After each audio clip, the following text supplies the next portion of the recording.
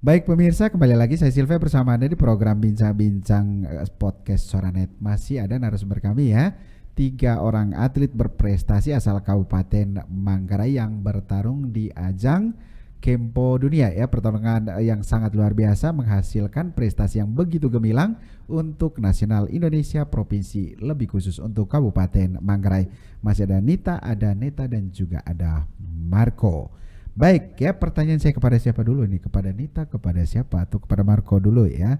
Oke, Marco, hal-hal yang paling sulit ya ketika mau ke sana ya, mulai dari Manggarai sampai di sana itu apa-apa saja yang dialami selama menjadi atlet? Misalkan bisa saja kan jauh dari orang tua, ataukah ada hal-hal yang paling menyedihkan begitu? Ya, yang lebih berat itu jauh dari orang tua. Oh, dari orang tua. Karena biasanya kalau di rumah apa-apa itu dipanggil oleh orang tua. Misalnya kalau sakit itu pasti orang tua, wah ini minum obat ini apa. Tapi kalau di sana sakit ya pendam sendiri aja sakitnya. Kadang dilaporkan ke sensei, setelah itu nanti mungkin dibeliin obat atau dibawa ke rumah sakit untuk diperiksa. Jadi itu saja sih, dari jauh dari orang tua yang paling berat. Itu paling berat ya. Yang lain-lain tuh yang lain-lain itu bisa ditanggung sendiri. Tapi untuk jauh dari orang tua itu kadang buat kita itu susah untuk tidur misalnya, untuk tidur atau mungkin tidak ada semangat. Tapi karena dengan adanya HP jadi bisa vitkal dengan orang tua, masih bisa ngobrol-ngobrol. Oh bisa. Ya, masih bisa. Jadi semangat itu muncul kembali ketika melihat wajah-wajah dari orang tua. Begitu keren. Semangat berseri ya. Hari-harinya jadi ya semangat untuk menyenangkan ya. Oke, nah biasanya kalau anak perempuan itu kalau jauh dari ibu atau bapak biasanya cengeng. Nah, saya mau tahu dulu, ini Nita atau Neta dulu? Neta. Nah, perasaan kamu apa yang paling menyenangkan, yang paling menyedihkan juga ya, ketika mulai dikirim ya, diberangkatkan dari Kabupaten Manggarai ke Jakarta lalu terbang ke Tunisia. Sama yang dikatakan oleh Marco, jauh dari orang tua. Itu rasanya saja. Berat. Ya. Tidak ada perasaan yang tertinggal? Tidak.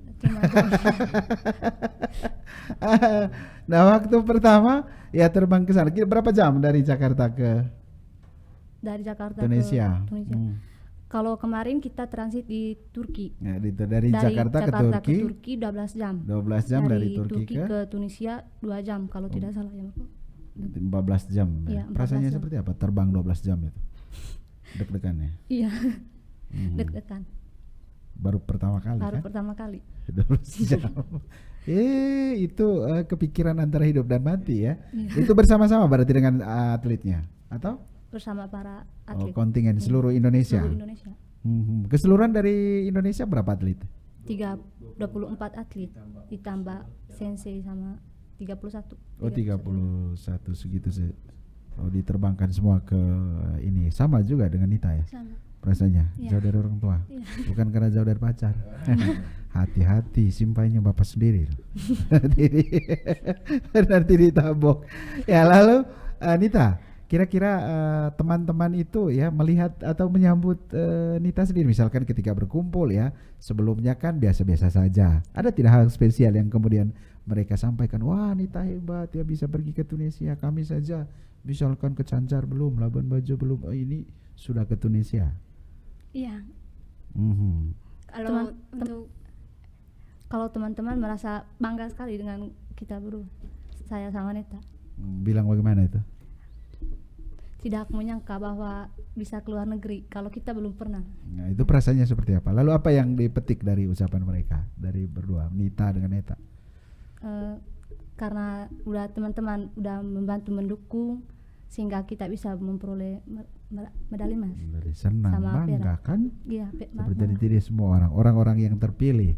Artinya motivasi apa kemudian Neta, Marco ataupun Nita ya, sehingga ingin menjadi seorang atlet Kempo? Apa motivasi? Targetannya apa? Hanya mau supaya bisa bela diri saja, bisa melawan orang atau apa? Atau ada hal-hal lain yang mendorong? Memang kalau untuk saya, bakat saya itu olahraga. Oh bakat ya. Memang ya olahraga. Cita-cita mau jadi apa ini? Polwan. Woi, sama ya tadi malam juga si Dwi ya. Dwi pengen jadi polwan. Kalau Neta? Kalau saya cita-citanya mau jadi dokter. Oh dokter, wih bisa. Nanti salah hati-hati pasien ya. Nanti kalau terlalu ini ditendang sama ini. Ya kalau Marco cita-cita apa Marco? Cita-citanya dari dulu pengen jadi akpol. Oke, semua ikut jadi mau jadi angkatan semua ini. Ya. Jadi mudah-mudahan tercapai dan Amin. mulus ya. Nah, oke. Dari teman-teman sendiri nanti juga Simpai ini. Ada tidak berpikiran untuk kemudian nanti misalkan Olimpiade atau PON ya ikut terlibat kalau memungkinkan situasinya? Ada tidak targetan untuk ke sana teman-teman sendiri? Untuk targetan yang lebih dari ini ada. Ada ya. Ya, untuk contohnya Asian Games. Ya. Iya, contohnya Asian Games, setelah itu SEA Games atau mungkin bisa ditarik ke PON. Ya. Itu memang sudah dari dulu impiannya sudah. Ya. Impiannya. Tapi dengan ke luar negeri saya percaya dengan organisasi bahwa bisa tembus ke SEA Games atau Asian Games. Asian Games PON kan Olimpiade tahun 2028 ya. Iya. Atau setidaknya juga teman-teman ke Olimpiade, SEA Games, Asian Games. Kalau Siap. Neta dan Neti? Sama kalau Marco. Bisa mencapai target mengikuti Asian Games, SEA Games sama PON. Nanti kalau bawa emas lagi keren itu. Iya. Oke, lalu ini ke Simpai ya. Ini Simpai ini saya harus bully ini. Nah, ke Neta dan Neti dulu. Ini rasa seperti apa? Misalkan kalau Bapak lagi memberi latihan, Simpainya kan Bapak sendiri. Kira-kira kalian itu menganggap dia sebagai Bapak atau sebagai pelatih? Sebagai pelatih. Betul, saya tanya Bapak loh. Sebagai pelatih sama Bapak. Ini Sebagai orang tua. sebagai pelatih, sebagai orang tua. Nah, ketika Bapak membimbing seperti apa konsep memberi arahan bahwa harus begini, harus begitu, atau dia memberikan kebebasan kepada Nita dan Neta sehingga bisa berkembang dengan baik, bisa tampil di kancah internasional, Memberikan motivasi yang terbaik buat kami itu dia ngomong apa itu? untuk rajin mengikuti latihan, tidak malas. Tidak malas-malas. Pasti jangan malas belajar juga ya. Ya itu yang penting. Jadi boleh berprestasi tapi juga jangan sampai lupa ya. Pendidikan. Kalau Marco ini Pak Rudi, seperti apa? Saya tahu. Siap. Ya? Untuk Sinpai Rudi, menurut saya Sinpai yang luar biasa. Karena sudah mendidik saya selama kurang lebih 8 tahun ya Sinpai. Oh 8 sudah lama ya? Dari kelas 3 SD. Oh kelas 3 SD sudah ikut Pak Rudi. Tahun 2015. Karena waktu kecil dulu ya suka yang namanya bela diri. Jadi minta izin ke orang tua, Bapak saya mau daftar. Daftar apa? Ikut latihan Kempo. Sinpainya siapa? Sinpai Rudi Ros. Ya. Itu Bapak kaget. Wah, itu teman Bapak dulu waktu mengajar di STM Sinpai.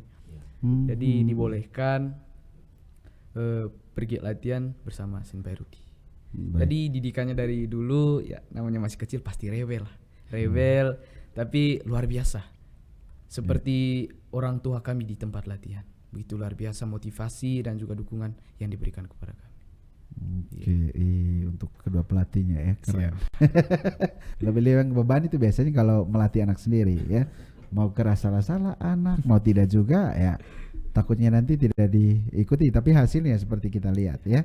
Jadi penyumbang medali untuk Republik Indonesia ya dari NTT hampir setengah ya. Dan bahkan atlet yang terbanyak untuk NTT juga ya dari Kabupaten Manggarai. Sehingga perolehannya juga mengharumkan nasional provinsi, lebih khusus untuk Kabupaten Manggarai. Manggarai 3, Manggarai Timur 1. Ya baik, untuk paruh kedua kita jeda lagi. Jangan kemana-mana, saya Silvia akan kembali untuk Anda di program Bincang-Bincang Podcast Suara Net.